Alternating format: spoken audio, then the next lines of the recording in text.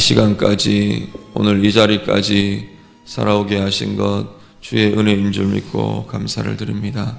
오늘 하루도 그 소망과 그 믿음과 그 감사의 제목들 가지고 힘있게 나아가는 주의 자녀들, 주의 백성들 되게 해 주옵소서.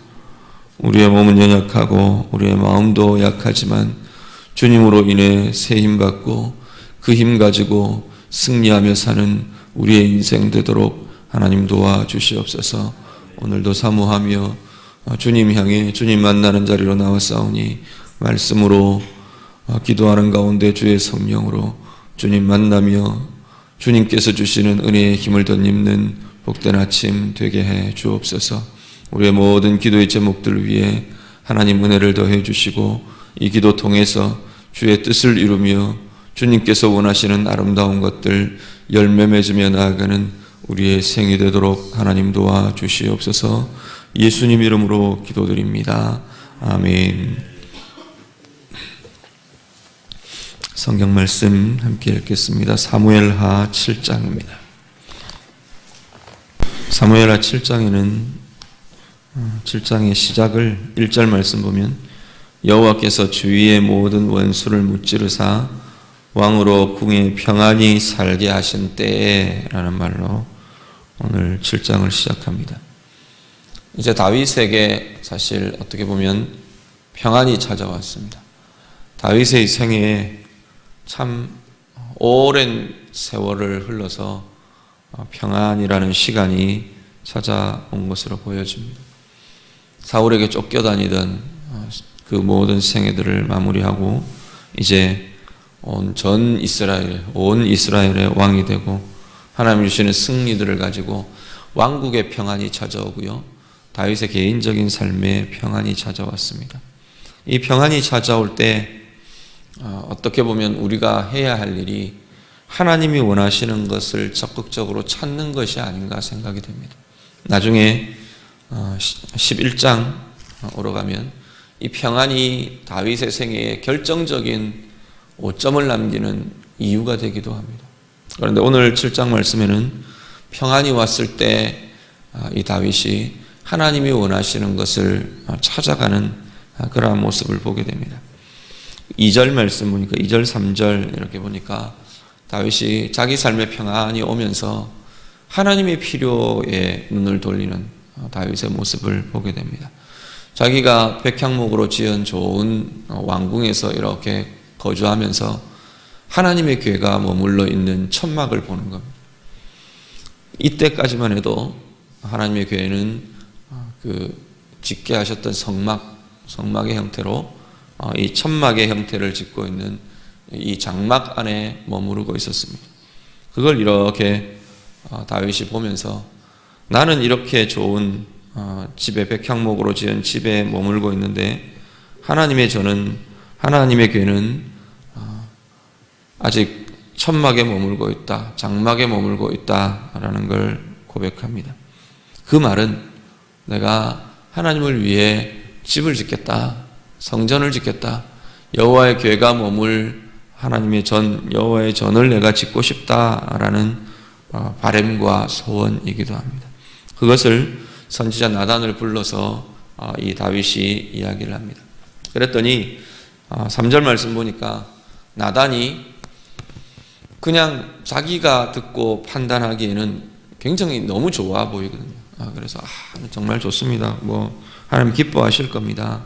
그러면서 3절 마지막에 원하시는 대로 하십시오. 마음에 있는 것을 왕께서 하시면 될 겁니다. 라고 말을 합니다. 그런데 그날 밤에 여호와의 말씀이 나단에게 임합니다. 하나님의 말씀이 쭉 임하는데 그 내용이 4절부터 17절의 내용입니다. 쭉 이어지는데요. 하나님 뭐라 그러시냐면 크게 요약하면 두 가지입니다. 하나는 다윗이 하나님의 전을 짓겠다라고 마음먹은 그 헌신의 마음, 그 마음에 대해서 하나님께서 굉장히 기뻐하시면서 칭찬하십니다.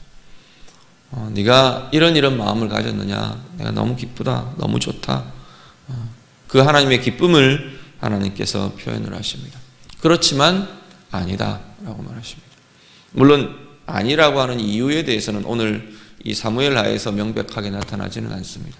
하나님께서 당신의 이유로 나중에 열왕기나 이렇게 쭉 진행이 되면서 다윗의 손에 피가 있었기 때문에 또 더 나은 것을 하나님이 그 왕국과 그 집안을 계획하심으로 여러 가지 이야기들 합니다. 그렇지만 여기서는 그 이유들 없이 어쨌든 하나님의 이유로 아니다, no 하십니다. no라고 하시는데 no라고 하시는 그 이면에는 너 문제야, 너 잘못했어, 너 이래서 문제야, 너 이래서 싫어, 하나님께서 그렇게 no라고 하시는 게 아니고 다윗에 대한, 다윗과 집안에 대한, 그 집안에 대한 새로운 계획을 가지시고 하나님이 정말로 좋아하시면서 새로운 계획을 가지시고 그렇지만 no라고 대답을 하십니다. 그리고 또 한 가지는 11절 이후에 보면 하나님께서 네가 나의 집을 짓겠다고 하느냐 그러시면서 내가 너의 집을 짓겠다 그렇게 말씀을 하십니다. 이 집이라는 것은 외형적인 건물 집을 의미하는 게 아니라 다윗의 왕가를 의미합니다. 다윗의 가문, 영원한 왕의 집안, 왕의 가문, 다윗의 왕가, 다윗의 가문을 내가 세우겠다. 하나님께서 내가 짓겠다. 내가 너를 세우겠다. 너희의 집을 내가 세우겠다. 하나님께서 말씀하십니다. 오늘 우리들도 하나님 앞에서 이렇게 보시면 어떤 때는 하나님이 우리가 기도하는 기도의 제목들, 내가 바라는 소원들에 대해서 no라고 하시는 때가 왕왕 있습니다. 어떤 때는 되게 많이 보이는 것 같아요. 왜 하나님 내 기도는 기도마다 no라고 하시는가 그렇게 생각되는 때가 있습니다. 그런데 그 no라고 하시는 것이 결코 나쁜 것이 아니더라는 겁니다. 오늘 다윗 같은 경우에는 그 다윗에게 노우라고 하는 성전 짓겠다는 이야기가 얼마나 좋습니까? 그 계획이 얼마나 좋은 계획입니까? 그럼에도 불구하고 다윗을 향해서 하나님은 노우라고 하시는데 그 노우가 결코 다윗에게 해가 되거나 이스라엘의 해가 되거나 잘못이 되거나 그런 것이 아니고 하나님께서 또 다른 계획을 갖고 계시기 때문에 노우라고 하실 수 있다는 겁니다. 오늘 내가 혹시 기도하고 있는 내용에 대해서 기도해왔던 것에 대해서 혹시 하나님 앞에 거절되거나 no라고 답을 받으신 것들이 혹시 있습니까? 하나님 앞에서 그것에 대한 하나님의 마음과 하나님의 계획을 보실 수 있기를 바랍니다. 만약에 다윗이 여기서 하나님 이렇게 하십니다. 하나님 아니라고 하십니다. 아니다. 그것만 보았다면 다윗의 마음에 어쩌면 실망이나 낙심이 있었을지 모를 것 같아요. 그런데 다윗은 그 하나님의 마음을 덧입습니다. 하나님이 얼마나 다윗을 향해 기뻐하시는지, 하나님이 얼마나 그 다윗의 헌신을 다윗이 그렇게 하겠다고 고백하는 그 헌신에 대해서 기쁘게 받으시는지 그 하나님의 마음을 다윗은 다 경험하고 누립니다. 오늘 우리들 안에 내가 기도하는 것이 이루어졌다, 그렇지 않다, 그것만이 우리에게 보여지고 우리의 전부가 되지 않으시길 바랍니다.